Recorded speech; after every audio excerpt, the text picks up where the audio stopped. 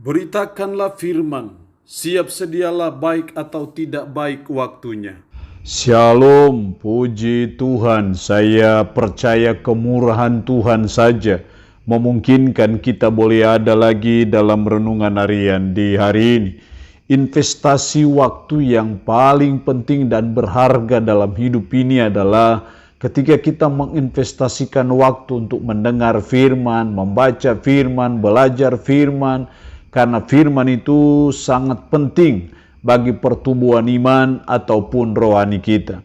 Nats firman Allah yang menjadi renungan kita bersama di hari ini saya ambil dari Zefanya pasal 3 ayat 9 sampai dengan ayatnya yang ke-20.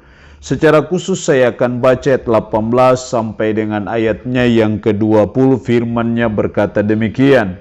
Seperti pada hari pertemuan raya, aku akan mengangkat malapetaka daripadamu, sehingga oleh karenanya engkau tidak lagi menanggung celah. Sesungguhnya pada waktu itu aku akan bertindak terhadap segala penindasmu, tetapi aku akan menyelamatkan yang pincang, mengumpulkan yang terpencar, dan akan membuat mereka yang mendapat malu menjadi kepujian dan kenamaan di seluruh bumi. Pada waktu itu aku akan membawa kamu pulang, yakni pada waktu aku mengumpulkan kamu, sebab aku mau membuat kamu menjadi kenamaan dan kepujian di antara segala bangsa di bumi dengan memulihkan keadaanmu di depan mata mereka, firman Tuhan. Demikian sabda firman-Nya hari ini yang mengajar dan menasihati kita. Tuhan menyelamatkan umat-Nya. Janji Tuhan kepada umat yang sudah mengalami penindasan, mengalami penjajahan. Tuhan menjanjikan bahwa mereka akan dibawa pulang kembali ke negerinya. Dengan kata lain bahwa Tuhan berjanji untuk menyelamatkan mereka. Dan Zefanya pasal 3 di ayat 9 sampai 20 adalah bagian dari janji Allah kepada umat akan keselamatan bagi umatnya. Saya percaya Tuhan menyelamatkan umatnya tidak hanya berlaku bagi umat pada waktu itu, tapi saya percaya itu juga berlaku bagi kita sekarang ini, bahwa Tuhan menyelamatkan kita umatnya. Konteks menyelamatkan di sini lebih kepada keselamatan yang bersifat kekinian. Keselamatan selama kita ada di dunia ini. Bukan keselamatan yang bersifat keakanan, keselamatan yang bersifat futuristik, atau seringkali juga disebut keselamatan eskatologis, yaitu kehidupan setelah kematian. Bukan keselamatan itu yang dimaksud dalam konteks ayat ini.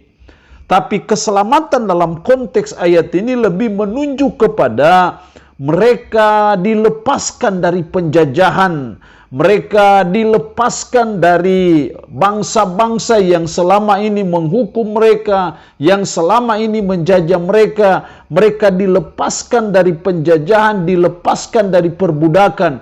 Itulah keselamatan yang dimaksud dalam ayat ini. Jadi keselamatan yang bersifat kekinian. Kalau kita terlepas dari segala mara bahaya, itu keselamatan. Kalau kita masih ada sampai saat ini, itu juga keselamatan yang bersifat kekinian. Kalau kita dilepaskan dari segala penderitaan dan kesulitan kita, itu juga adalah keselamatan yang bersifat kekinian. Dan saya percaya Tuhan menyelamatkan umatnya. Caranya bagaimana? Apa yang dia buat? Apa yang Tuhan lakukan dalam menyelamatkan umatnya? Ada 3 hal penting yang saya amati dalam ayat ini. Yang pertama dalam ayat 17 bagian A, Tuhan Allahmu ada di antaramu sebagai pahlawan yang memberi kemenangan. Tuhan ada di antaramu sebagai pahlawan yang memberi kemenangan. Jadi hal yang pertama, Tuhan menyelamatkan umatnya dengan cara memberi kemenangan kepada mereka. Kenapa Tuhan beri kemenangan? Karena Tuhan yang menjadi pahlawan mereka, yang ada di antara mereka. Dan saya percaya Tuhan juga menyelamatkan kita sebagai umatnya dengan cara Dia memberi kita kemenangan.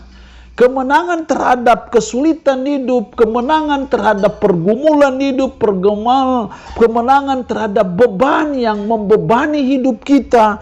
Itu adalah kemenangan yang diberikan Tuhan, dan itu adalah bagian dari keselamatan yang Tuhan kerjakan dalam hidup kita. Jadi sebagai umat, mari kita melihat bagaimana Tuhan memberi kita kemenangan. Karena Tuhan sebagai pahlawan yang akan terus berada bersama kita, melindungi kita, menolong kita, dan membawa kita kepada kemenangan demi kemenangan. Dan itu bagian dari karya keselamatan yang Tuhan buat bagi kita.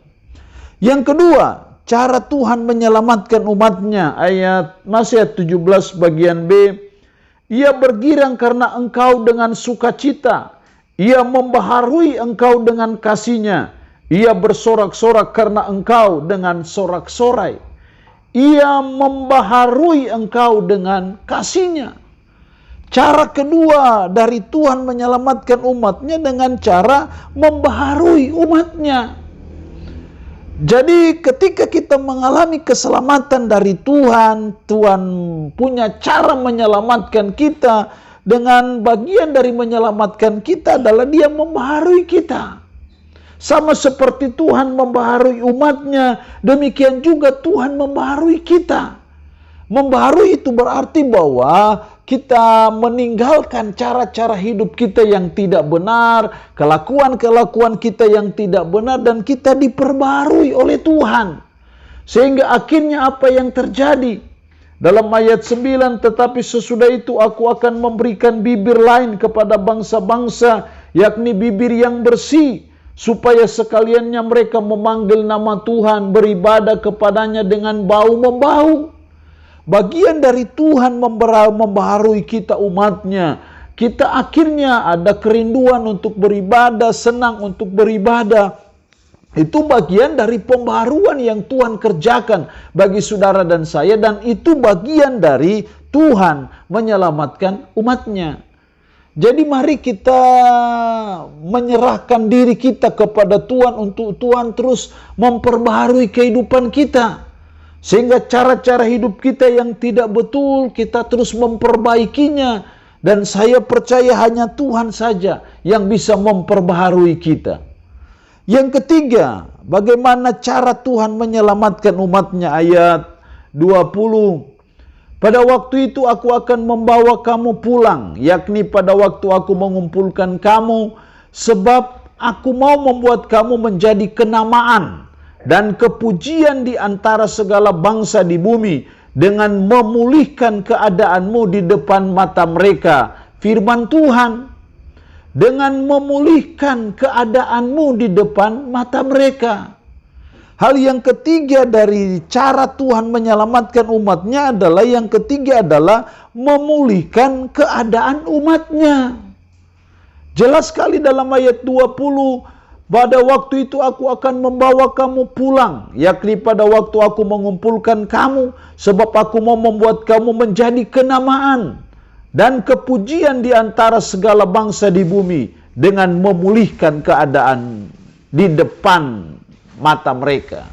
Jadi hal yang ketiga dari bagian dari Tuhan menyelamatkan umatnya adalah memulihkan keadaan umatnya. Kita yang tadinya hidup dengan sakit hati, kita dipulihkan. Kita yang tadinya hidup dalam kekecewaan, hidup dalam kefrustasian, Tuhan pulihkan kita.